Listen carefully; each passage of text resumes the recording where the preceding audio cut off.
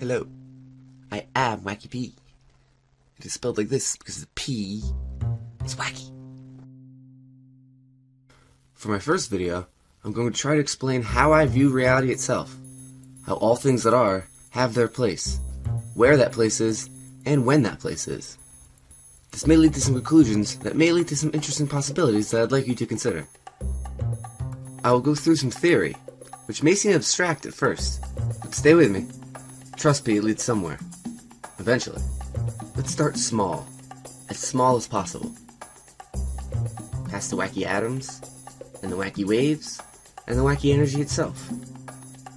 A thing can be, hello, and then it exists, by changing in an order. But why does it have to change, and why in an order?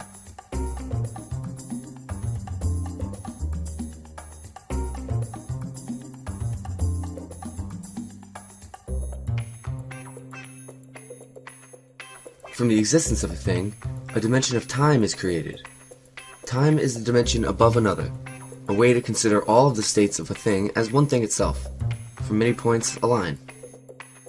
As time only passes for this thing as it moves in this direction, it must move in this direction in order to exist in its state, so it travels through time.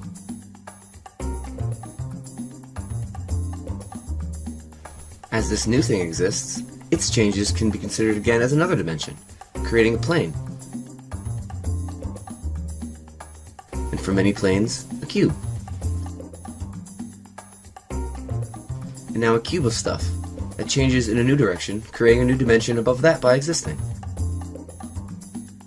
An amalgam of all its states in an order, or the universe and time as we know it, our existence.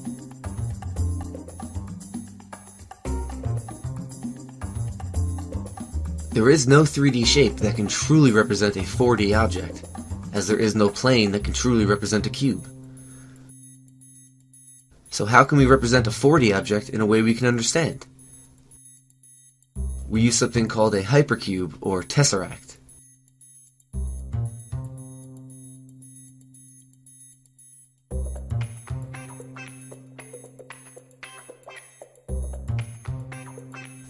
Don't let the geometry fool you. Each of these 8 cubes are exactly the same size, shape, and position.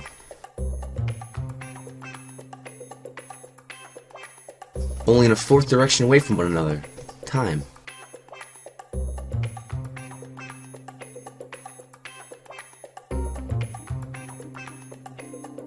Holding a 4th dimensional object would by definition be all of the 3-dimensional states that form it, meaning everything within the time of the 3D space has already happened inside the 4D object.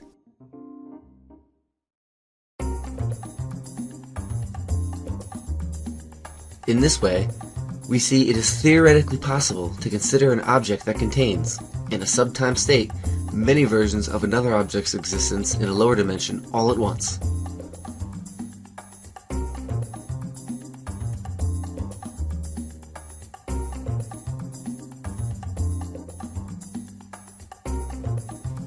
We can extrapolate this idea and find the dimensions are not infinite, but this is just an intro to the subject.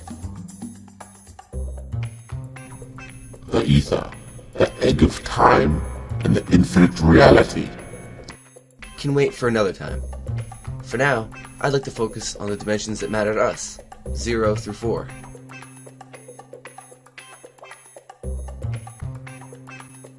Are you thinking, well, I know what 3-dimensional objects are. The world around me is made of them.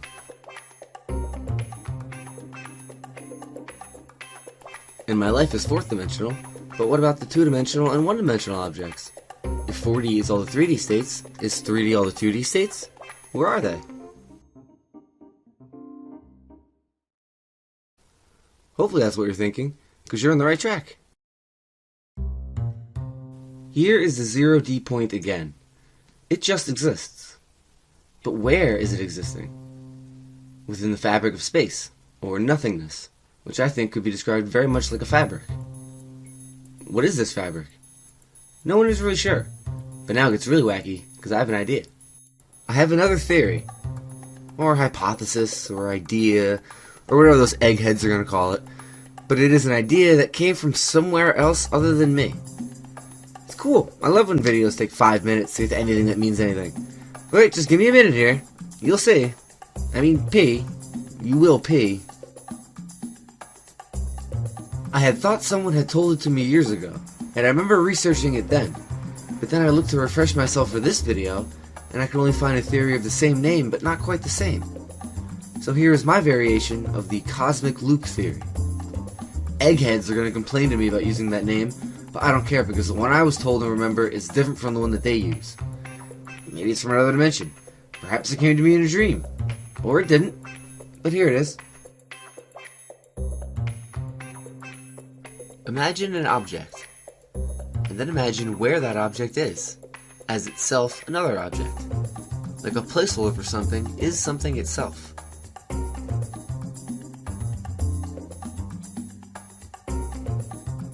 Like oil and water. One exists around the other. Either can be considered defined as everywhere and everything that the other isn't.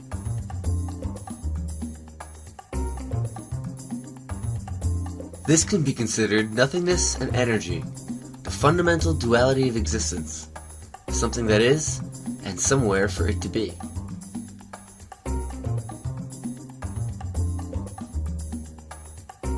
But what about many of these loops? How do they fit in such a way that this guy can be within one, but also have somewhere to go? They loop together, filling their empty spots with each other, and if this thing wants to exist, it can sit in the center, giving the loop a bit of a stretch, causing the force of gravity around it, and allowing it two directions to move in, back or forward, in what it considers time.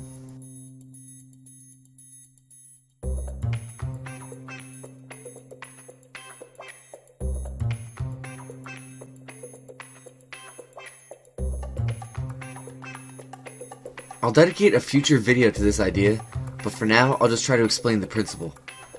At the first dimension, it's a chain, meaning each loop is in contact with two others.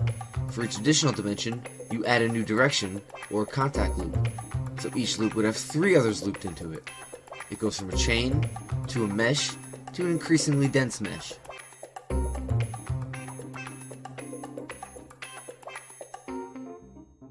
Now this isn't to say that these directions didn't exist before they were used. They just weren't being used. It doesn't change from a chain to a mesh, it's that when it was a chain, it was only using the two directions. All the others are still there, but the energy couldn't see them yet.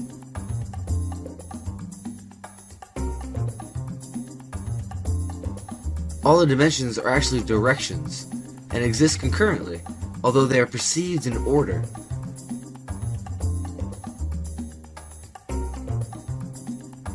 A little confused? Me too. But hey, if it wasn't at least a little confusing, in what way is that wacky? Each new loop is a new dimension, or direction, and allows for a higher complexity of formation. At a chain, it is strings. At a mesh, it creates what I'm going to call ribbons. One level higher, these ribbons form what I'm going to call onions. That is, energy, waves, and particles.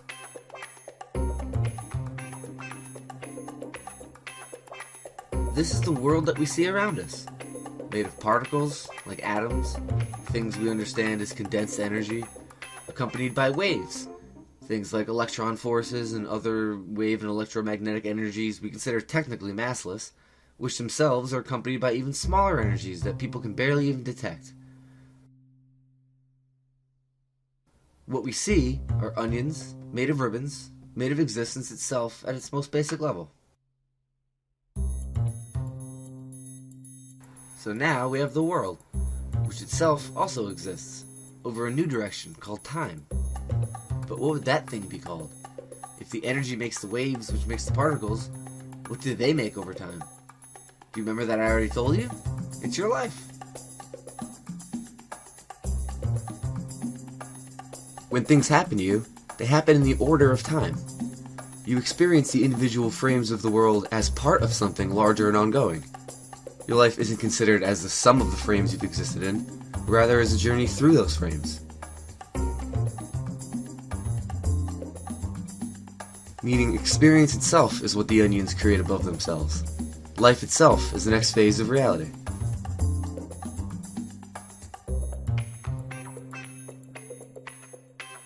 Reality, eh? Here's a visual aid. I'm going to call it the, Pyramid of Reality.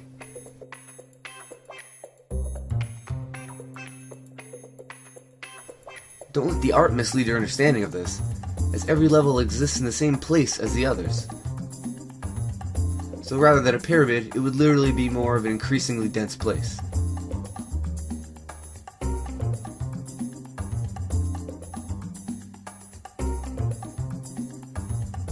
It increases in density of energy as you go into higher dimensions, or ways for energy to go. So at any level within this, all energy below you is visible as the scaffolding with which your world is built, and some energy is above,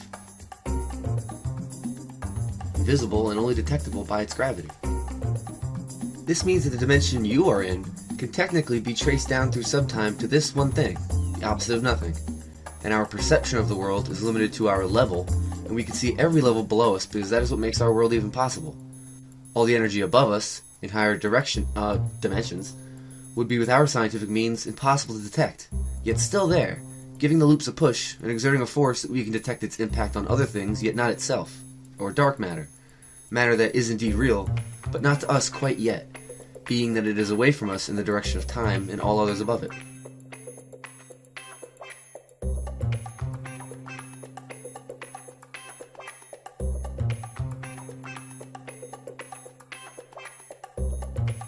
That's all very interesting, but what does it mean?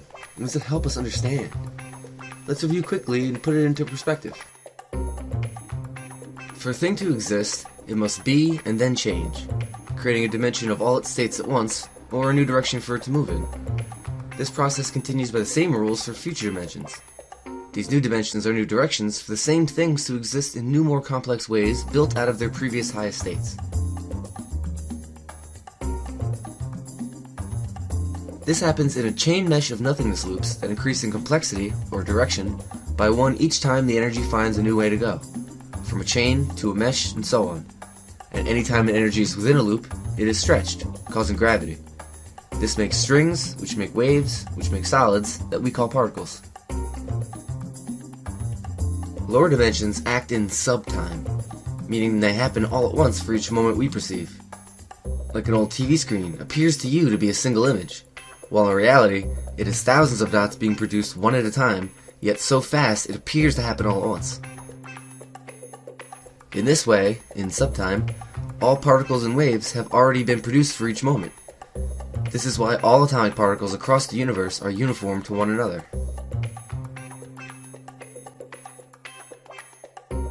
I know there are slight differences being found in certain particles, but those are just different flavors we haven't discovered yet. Maybe we just don't have enough names for these things yet.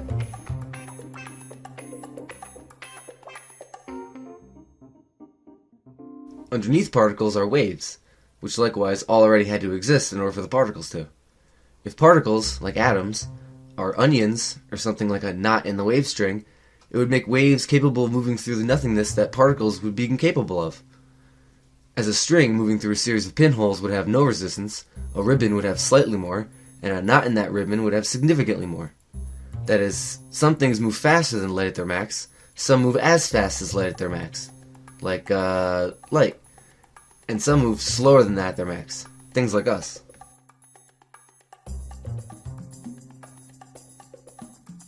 Unless, of course, you were to input an infinite amount of energy into it, or slow time down to nothing. This is the reasoning for the speed of light. Nothing can move at the speed of light without infinite energy or shrinking time to nothing, as to move at that speed would be attempting to enter subtime, trying to fit an entire movie into a moment or an entire painting into a single dot. It's just not possible for particles to do this.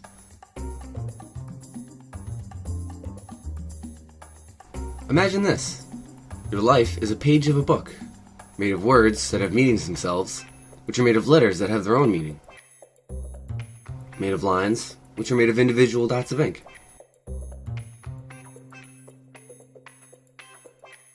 When you begin the story of your life, the last dot of the last letter of the last word is already written, even before you arrive there in your perception. Although the book itself weighs far more than this one page we're on. So energy becomes strings, which become waves, which become particles, which become you, which then become other things that we can't detect while we're here. But Wacky P, what does it mean, dude? This means everything is one. It is every energy, and every wave, and every particle, and every person, and every life, and everything that has ever been, in all conceivable reality. It is everything here, and also all higher levels as well. All things that can or have been real or imagined over all time. All deities, all spirits, all existence itself, in one form. It is the God of all reality, the King of time, and it is in form of you now as you are hearing this. But wait, does that mean...